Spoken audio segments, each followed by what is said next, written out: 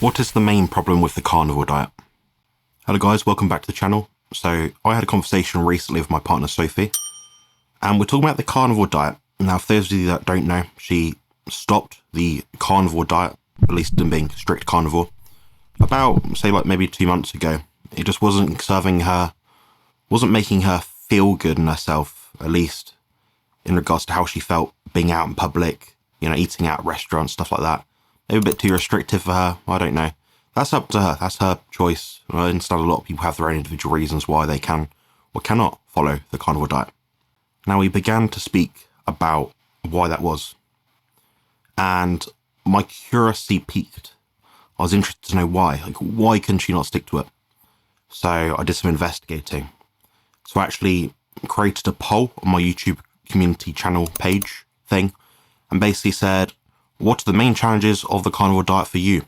The options were social pressure, lack of support, boredom and cravings, cost and availability of quality meat, nutritional deficiencies and health risks, or other.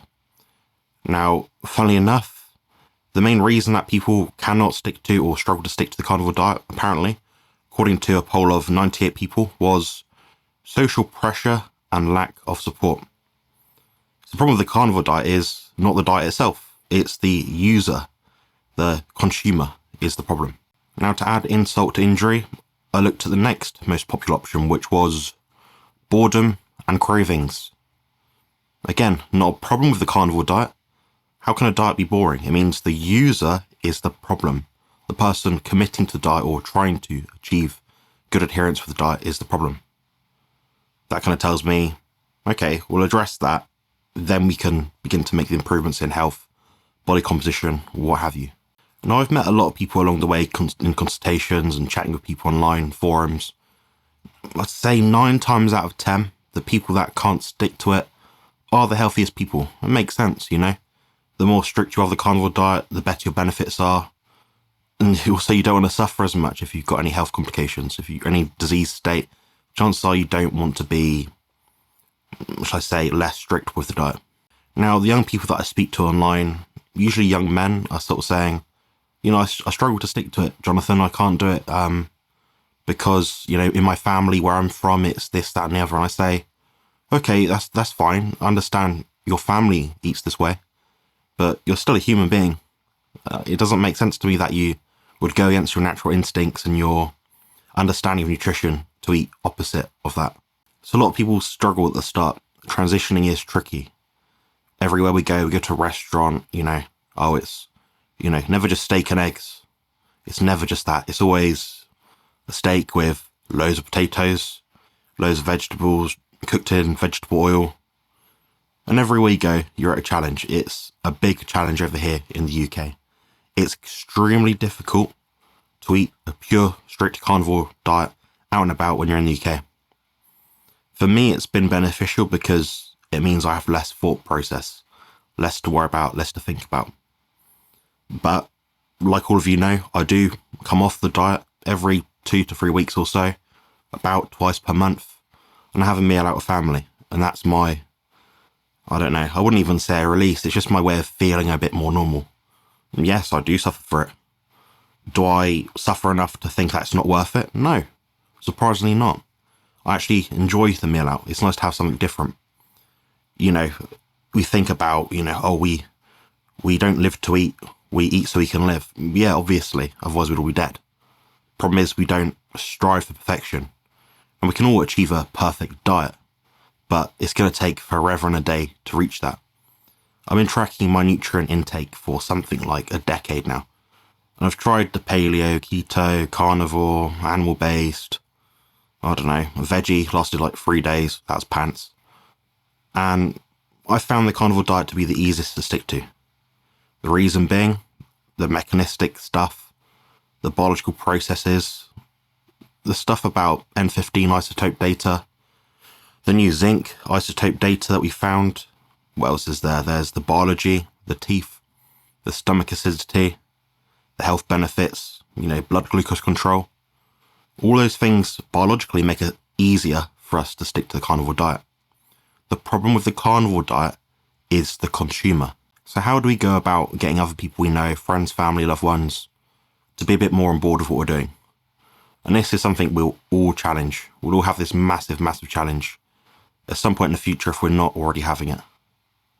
Went for a meal out with family yesterday, and we had a roast dinner. Excellent. We had some salmon as a starter, some prawns, anchovies. I knew that I wasn't going to be satisfied in that meal if I just had the main with the roast beef, Yorkshire pudding, roast potatoes, I think that's cauliflower cheese, if I didn't have enough meat. So I had the starter with a load of salmon, like smoked salmon, loads of prawns, loads of anchovies, some feta cheese. I knew that would top me up, so I didn't want to eat more when I finished that meal. So it meant that when I had, say, my main, I'd have my dessert. My dessert was a cheese board. A lot more healthy than, say, an ice cream sundae. So sometimes it's actually better to probably overeat a little bit and stick to the diet, or at least be closer towards sticking to the diet. I know myself, if I just had that main meal, the roast dinner with the Yorkshire pudding, a few handful of vegetables, stuff like that, I was going to struggle a lot if I didn't eat enough meat. So I preloaded the meal, the starter, with some fish. We had a conversation on the dinner table, and that was about the diet. You know, what happens if you don't stick to the diet? Well, I can tell you what happens when I don't stick to the diet. I don't feel as well. But people always try to justify their own means. You know, I don't stick to this kind of diet. I eat what I want because it makes me feel good. Well, okay, try telling that to someone that has lupus. They'd much rather live a day in less pain than have that 5 minutes of pleasure while they're eating a chocolate bar. It's obvious. It's such an easy decision to make. So ultimately, what I'm trying to say to you guys is be prepared, have the right food, eat enough food. Sometimes it means eating more. If it means you're not going to crave and binge later on down the line, it's going to be much more effective in terms of sticking to the carnivore diet. Now, touching on the second point that was made, at least the second most popular poll choice in my question on YouTube. Boredom and cravings. Yes, I've experienced this at the start. What I found was a lot of people try to bastardize the carnivore diet. It'll be a carnivore diet with extra sweeteners. They'll try and make it like a keto snack kind of thing. You know, the keto cloud bread. Yes, granted, of course, it's much better than eating, you know, gluten bread, wholemeal this, that and the other, whole grain this, that and the other, of course. But you're edging closer towards the ketogenic lifestyle, which is much better than what people do on average, but you're keeping that addiction alive. And people add the extra sweeteners, a bit of honey here and there. Not a problem for some people. Some people can moderate and it probably won't cause them too much health damage or ill effect. That's up to them. That's completely fine.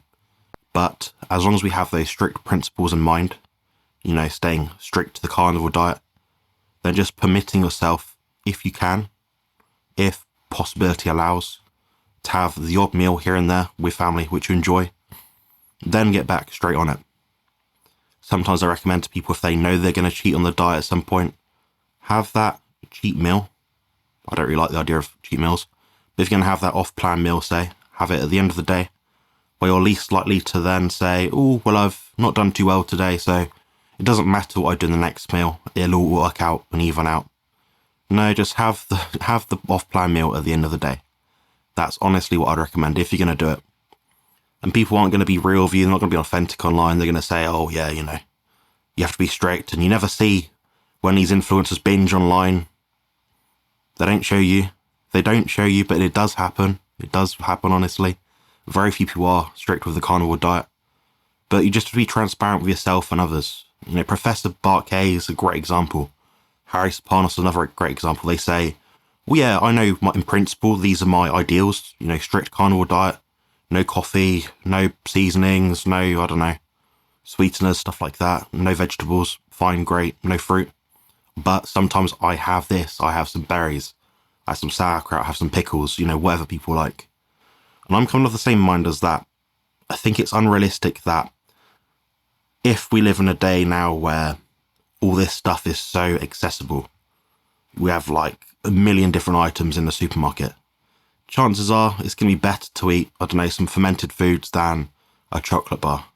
So I'd much rather someone do that If it means that quells their cravings or their boredom because they have an extra taste, perhaps it's a bit acidic, that's going to be much better than having something that they're not meant to be eating.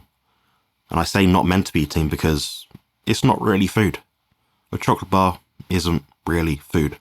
So hopefully this short ramble has been useful to you guys. I think it's important that we're all honest with each other. We don't have to be perfect, but we should have a perfect ideal, strict carnivore. Then do what you have to do. Just don't take the mick. Don't take the piss. Your body will suffer for it. Thanks very much for watching and take care.